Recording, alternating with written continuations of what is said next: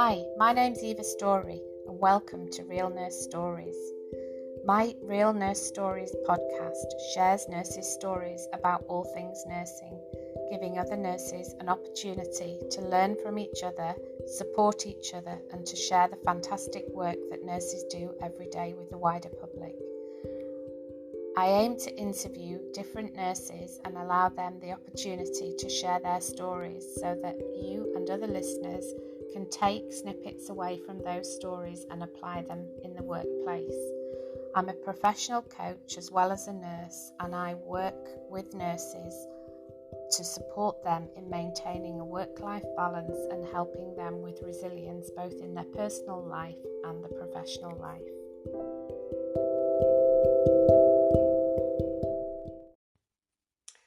Hi, hello, and welcome to episode 3 of Real Nurse Stories. Today I'm joined by Hazel, who's a registered nurse, and she lives and works here in Perth, Western Australia. Welcome to the show, Hazel. Hi, Eva. Hi, it's nice to have you here. Thank you for inviting me. You're very welcome. So, I always like to start my interviews by asking people just to tell me a little bit about why they became a nurse in the first place. So maybe if you would start there, if that's okay. It was strange because when I came to Australia, or when I came to Perth, I completely did a different course. I was a computer programmer back in the Philippines. I graduated there, and then because my dad here, so he sponsored me to come to Perth. So when I came here, it's a bit, I think, challenging to get a job. So I tried different courses, and I ended up doing assistant in nursing or in aged care course certificate. So I took that and just to get a job. And I started working in an aged care, but I feel like I wanted to do more. So I said, I started doing accounting. Okay. I said, I really want to have like a little, to set up a small office at home, just to home work or something. Yeah. And then while working in an aged care, and then the boss, or my ex-boss, was talking to me. She said that it doesn't make sense. You're studying accounting and then you're working in an aged care environment. Why would you become a nurse or try to do like an enrolled nursing or registered nurse? And I told her before, and I feel like it wasn't for me, and I'm scared of bloods, and I'm scared of everything. And I feel like before it will not work for me. And she told me, because you really looked after the elderly people, I think you can be a great nurse. And I told her, okay, I'll have a go. She put me in a course, enrolled nursing course, to get a diploma, and then once you've completed that, you can pursue it into a registered nurse, if she told me. And then I took the course. I enjoyed it a lot. I think I love every single thing about it. So that's how I become a nurse, I guess. So I started as an enrolled a nurse assistant, became an enrolled nurse, and now a registered nurse. It took me a while that I've realized that I love nursing. If I really know that I'm going to be a nurse, I should have done it back in the Philippines, I guess. Sometimes you don't know what you don't know. Yeah, that's right. Until you've tried it, that this is really I want. Yeah. And it's hard to know, I think, nursing, unless you've had kind of experience of caring for people. It's hard to really know what nursing is about until you've actually done some caring, as you did in your nursing assistant role. Yeah, so I think that kind of opened up my my mind that I think I'm enjoying what I'm doing before. So I kind of pursue my study, and then here I am now trying to save lives, I guess. Well, that's great. That's great. Tell me a little bit about your training. Where did you do your training? I did my training here in Perth, in one of the university I did my training here in Perth in one of the university, and then because it's only like a conversion from enrolled nursing to be an RN, so it only took me like a year and a half to complete it.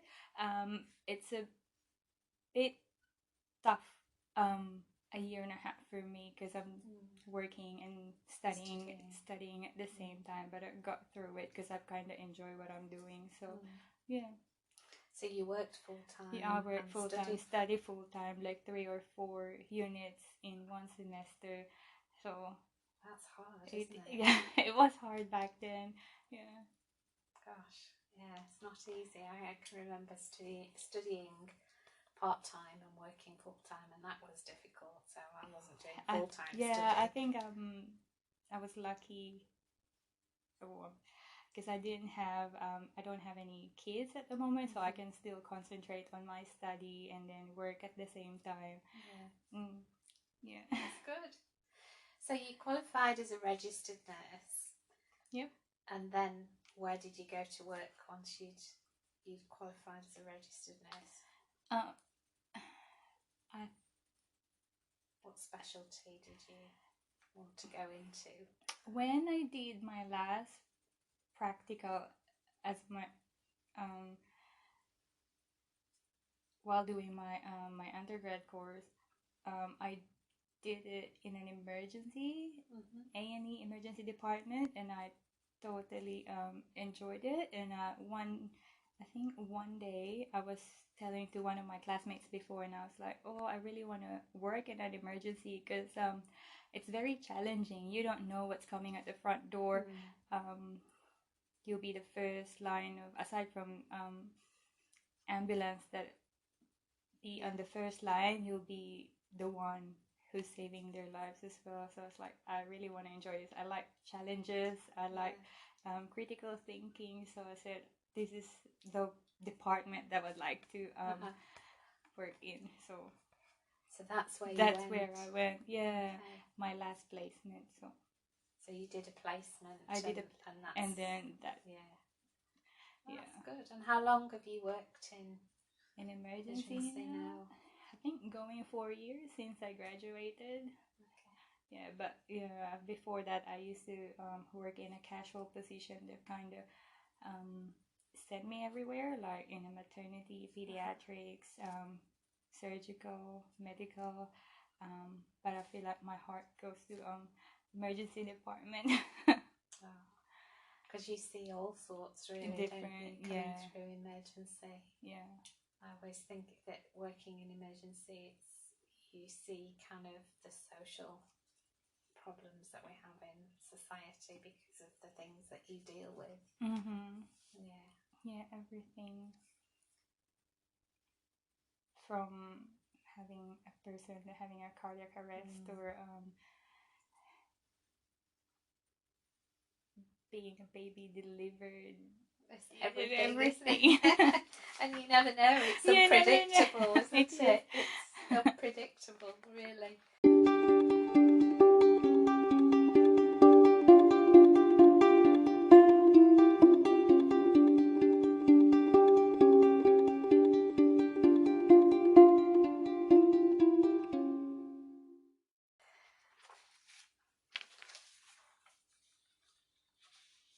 So you gave me some topics that you wanted to talk about, and we've talked about your training and how you ended up working in the emergency department.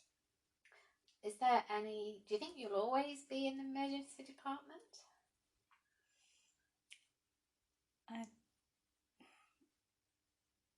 I think so, because this is what I kind of love. What I'm doing right now, and at the moment I'm taking a further study, a postgrad degree, specializing in ED, and I'd like to know more about in ED, I guess. And tell me a little bit more about that course. What will that give you in terms of skills, all that? It gives you a bit more of what's happening, like the pathophysiology. You have to think in depth. It also improves your critical thinking. It will tell you For example, oh, there's a septic patient. What's actually happening through a patient's body? Like their hemodynamically become unstable, their blood pressure goes down. What do they need? Where is that infection going? So you have to really think. That's what I've kind of like. And it will also improve your leadership skills, how you manage a challenging behavior, colleagues or staff. I think it will give you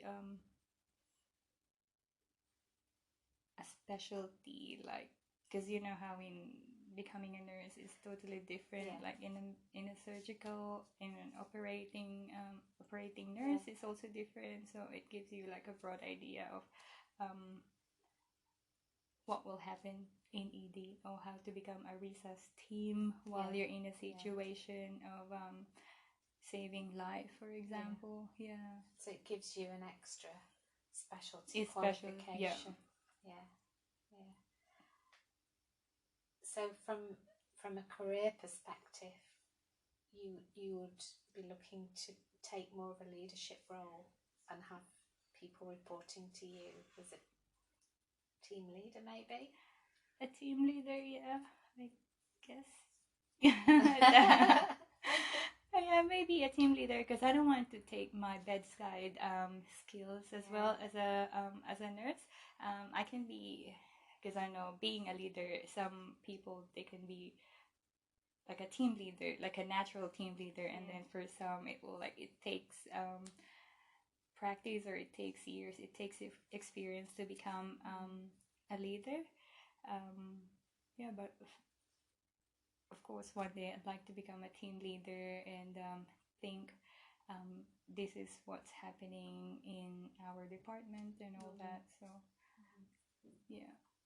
it's a big dilemma for nurses, that, isn't it? That you know, once you've done your training, and you don't want to lose those clinical patient bedside skills. And I think that's still the dilemma, is when you move more into a leadership or a management role, you know, that's hard. It is hard, It's like a decision that you have to make, and it is difficult, because that's what brings you into the role in the first place, that wanting to care.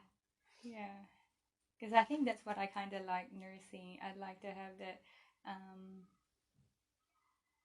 nursing side of it. Like, I kind of look after people, attend to what do they need, and that's why I chose nursing, because I have that impact to other people, and I don't want them to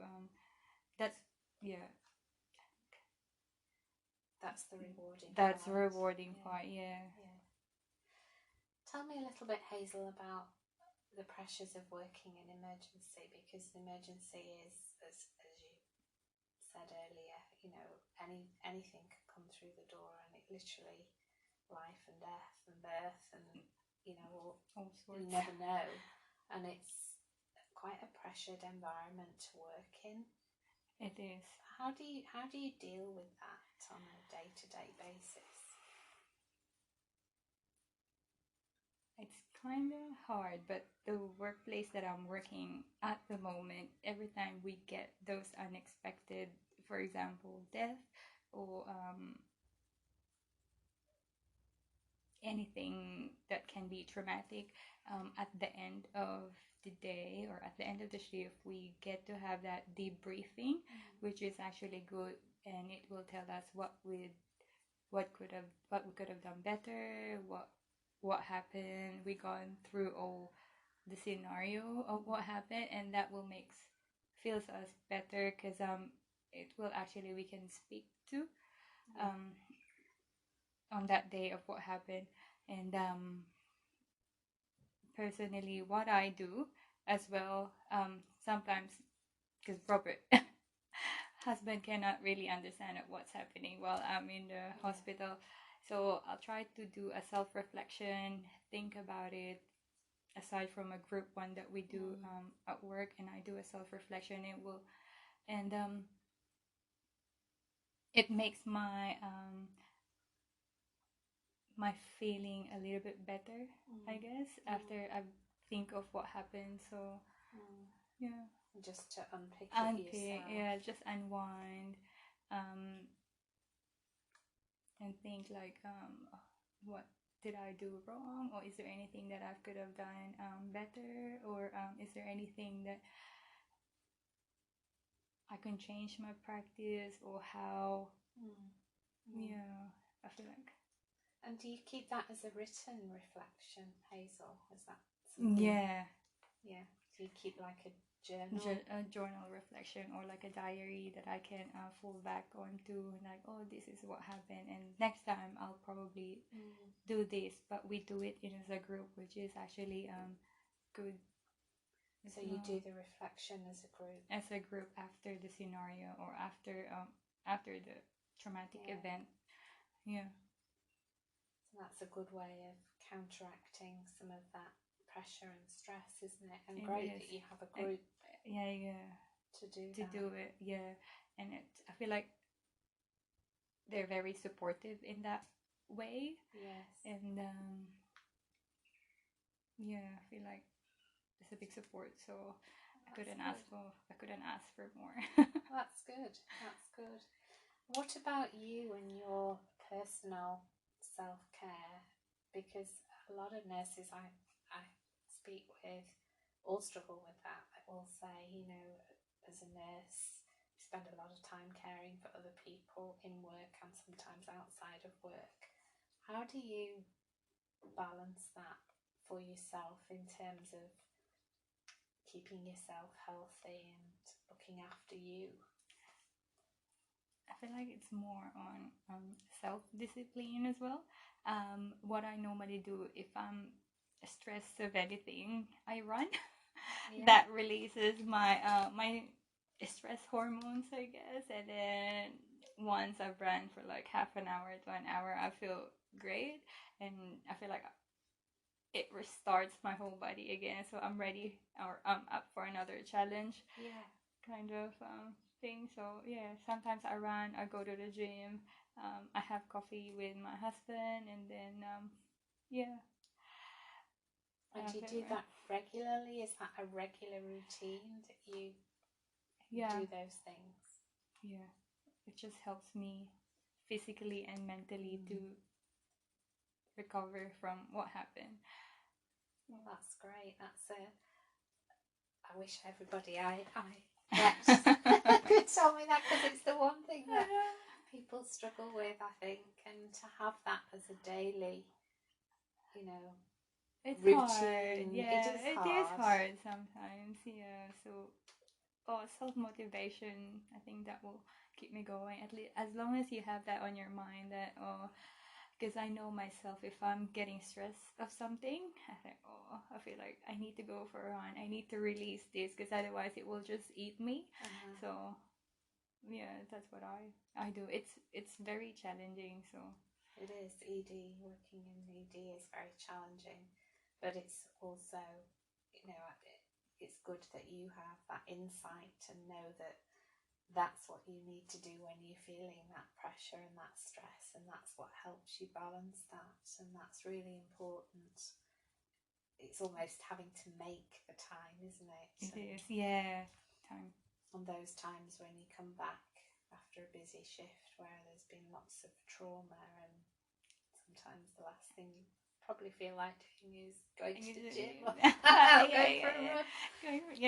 think, I don't know, maybe it's just me, but I think that's how I release my stress hormones. Well, that's a really, really good way to do that, and that helps to build your resilience. So the more of those things that you do regularly balances that whole stress and busyness that nurses, especially working in ED, have. So that's really good.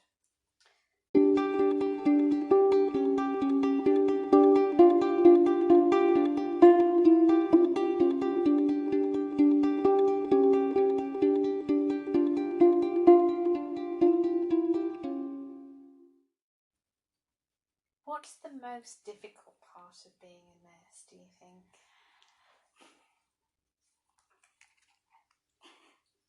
Most difficult part of being a nurse. I think you mentioned a little bit here about dealing with death and family members. You might be grieving was one of the things that you... It is, yeah, dealing with that. And back when I was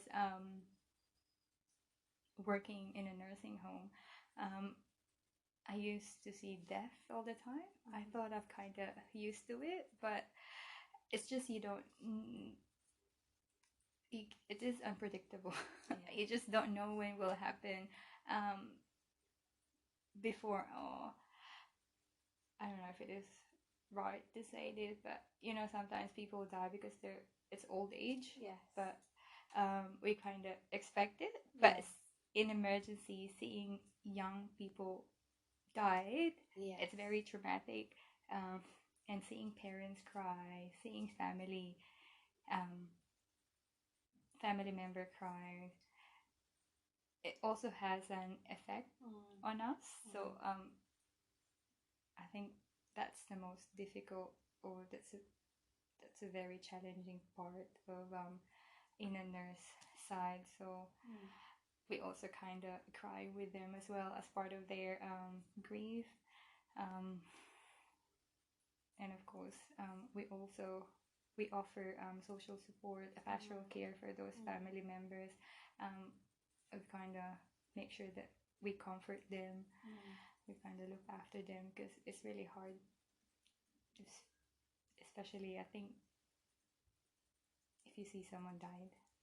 It is, and I think I'm very struck with what you said there about you cry with the family member, because, well, I'll let you tell me a little bit more about why you think that's important, because it is important. It is, because it makes them feel that you care as well for them. It's not because of your emotion, but because you've also tried to save the patient's life, but I feel like there's no way that you could save it. But sometimes you also have that guilt when you try to care for the patient, but it just leads on that way. So that's why you cry with the family too. So I don't know. It's being able to empathise, isn't it? And almost put yourself in their shoes, because you know what they're going through. But also a little bit of that is not having been able to save somebody's life, I guess. Yeah. How do you help younger nurses deal with that, who perhaps someone who's newly qualified, who is just starting out in the emergency department? What kind of advice would you give to them about how to deal with those kind of situations? I think I've kind of said that make sure that nursing is really what they want to do, because it can be challenging, especially if they want to work in an emergency department. Make sure that they ready for what's coming at the front door, because it's hard. It is hard. It is hard. I always hear patients or friends even to say that I can never do what you're doing right now, because it's very, very hard. Is that something that you would, or have experience where you work? So I'm just thinking about somebody new wanting to work in ED, and you don't know what you don't know sometimes. So is that something that's there in terms of mentorship and support for a new person to help them learn to deal with those kind of situations? Yeah. So we have, if they want to start in emergency, for example, we have a staff development nurses that can help them to become, would I say that, to boost their confidence, to give them idea what it's like working in emergency as well. And they always have support, like they can talk to them we have someone that you can email them. Yeah. Okay. And then another thought that I had about, you know, when you were saying some of your friends say, oh, I couldn't do what you do you think people are influenced by what they watch on television about their understanding of eating? I think so. I feel like when you have that medical idea or medical stuff in your head, you kind of see, oh, that's not really what's happening in the hospital in general, or that's not what's happening in emergency, for example. Yeah, it was just like it's totally different from what you see and from what you've learned. Yeah. So some of them, like I've got new friends, or I've got some friends that is nursing really good. I said, yeah, why don't you try it? Try to encourage them as well. Yeah. If I said you can start like what I did, I took a certificate or a diploma and to see how it goes, and then maybe once you're in that profession, you might kind of do a further study and then become a nurse or a registered nurse one day, and then you can pick, because nursing is very, very broad. It is. Yeah. I thought a nurse, oh yeah, it's just a nurse, but you're not just a nurse. There's a lot of specialty that you can choose. Yeah. And yeah. So the friends that talk to you about nursing, do you think they're influenced by what they see on the television? Do you think that I think that's yeah, what they it's think like? yeah. It's just, it's not. We know that. Yeah, that's right. That's why I said no, it's not. So it's not what you think. It's totally different when you do it in the real nursing world. Yeah. And do you think that young people still find the thought of becoming a nurse an attractive career option? Do you think that's something that's certainly in your circle? Do you think? I think so. Yeah. They find it attractive. Did you say attract? Yeah, attractive. Wanting to come into nursing. Yeah, I think so. Because I've got some friends as well thinking of going into nursing, but they just don't know how or if they might like it. But in the workplace that I'm working at the moment, I see a lot of new nurses that they really, really enjoy the course. Yes. And some of them I even tried to talk and say, what do you want to become after you completed your course? Oh, I'd like to become a pediatric nurse.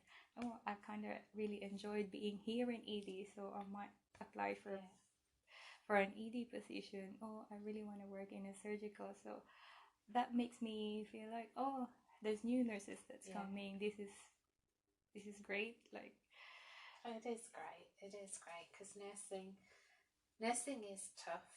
It's a tough job for all the reasons we've just covered, but I think it's also a very rewarding career.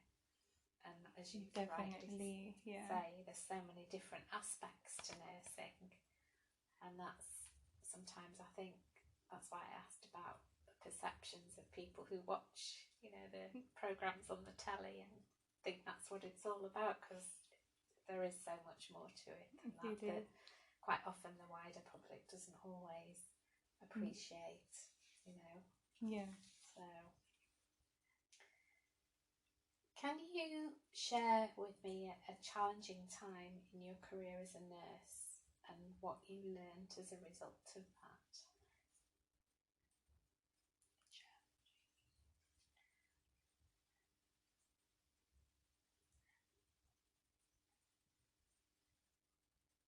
So thinking about the types of patients maybe that come into ED.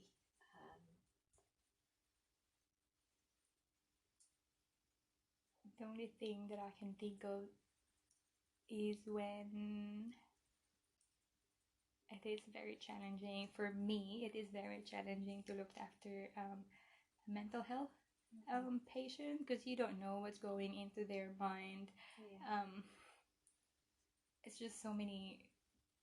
I've seen so many mental health people who has that mental health problem. Yes. And what I have realized that it is very broad. Like, you don't know what's going into their head. You don't know why they're behaving like that. And then you realize that there's something traumatic that happened to them in the past. Someone, for example, I could not believe a 14-year-old already suffering from depression. But we didn't realize that she was after talking to a site nurse, she was bullied when she was at school, because we don't really look at that mental health problem because of this generation, I guess. Yeah. And I was like, no wonder that she's behaving like that. She has a very supportive parents, but she doesn't really care because of that. What happened to her while she was at school, and she was a very quiet girl and doesn't really want to talk about it. And I was like,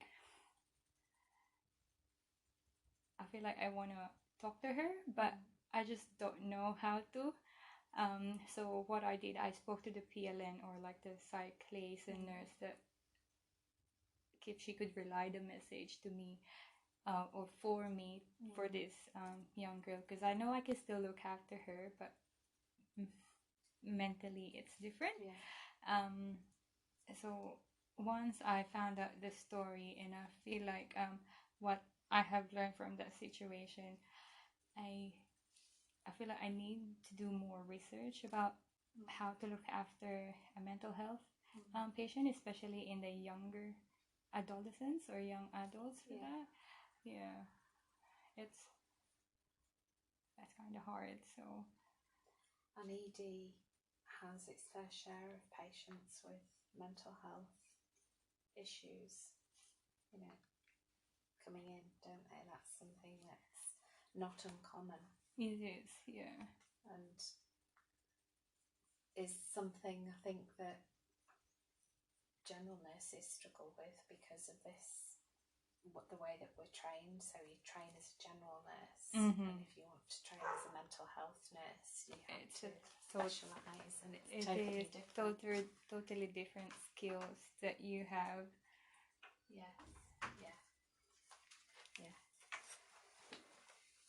And I think what that highlights also is the importance of teamwork, because you talked about how you worked with the PLN and you asked her to intervene and help.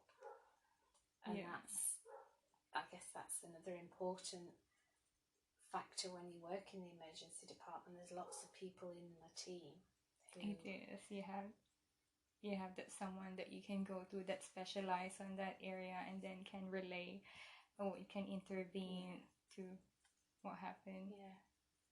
And I guess the other pressure there is time, isn't it? In terms of, if a department's busy, you don't always have the time to go into that level.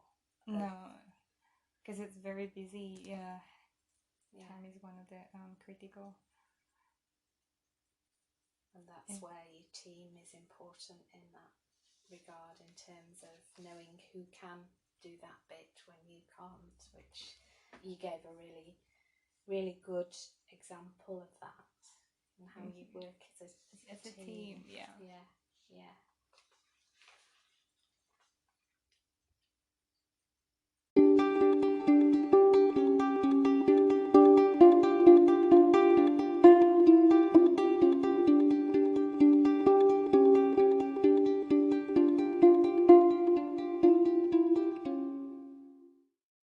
Knowing what you know now about working in the ED department, what advice would you give to a younger nurse who's just setting out on their career, knowing not just working in ED, but knowing everything that you've done to date, really, as a nurse, what advice would you give? In general, make sure that they love what they're doing and study. Do a reflection of what happened to everyday life. If you see anything that is challenging, write it down. And you don't know, it might come up again, and then that will it will reflect you as a nurse. Oh, this is what happened to me before, and this is what I will do now. Yeah, just make a reflection. That's a really good point, because I wonder how many nurses really do that. And I think you're absolutely right. Reflection is so important in nursing. Because I feel like once their shift is over, they take their nursing hat off, and then they forget what happened. But they don't know. Sometimes they hold it inside their heart, and I feel like it's not healthy. No. So make sure that you do a self-reflection of how will you improve things next time. That's really good advice, Hazel. Really, just it's a very simple way of being able to reflect, keeping a journal. And I know, again, a lot of nurses don't like to keep a journal, but there's lots of ways you can do that. You can do that. You can record it on your phone as a memo. It doesn't have to be written. You're right. No. And my last question, Hazel, is almost thinking about fast forwarding to the opposite end of your career. So you've been a nurse for a long time, you've done lots of different things, lots of study. How would you most like to be remembered as a nurse?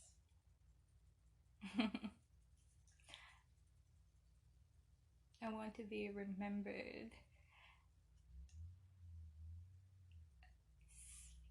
saying that, oh, she's one of the good nurses. She looked after my dad. She will always be remembered because she's very caring.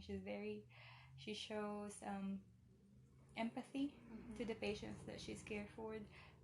She supports young nurses. I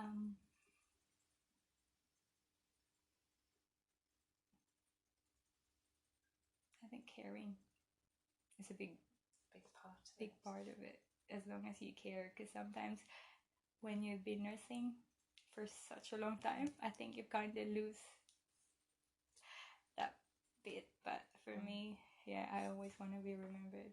She's a very caring nurse. Well, that's a very nice, positive way, I think, to end our interview on today, to be remembered for being caring and compassionate and empathetic. And I'd just like to thank you, Hazel, for coming along and being interviewed and sharing your insights really into working in an emergency department, because I know that that's not an easy area to work, and you've given some good tips there for other younger nurses who are thinking of going into ED. So thank you, Hazel. Thank you. They just need to be prepared as well. Thank you. You're welcome.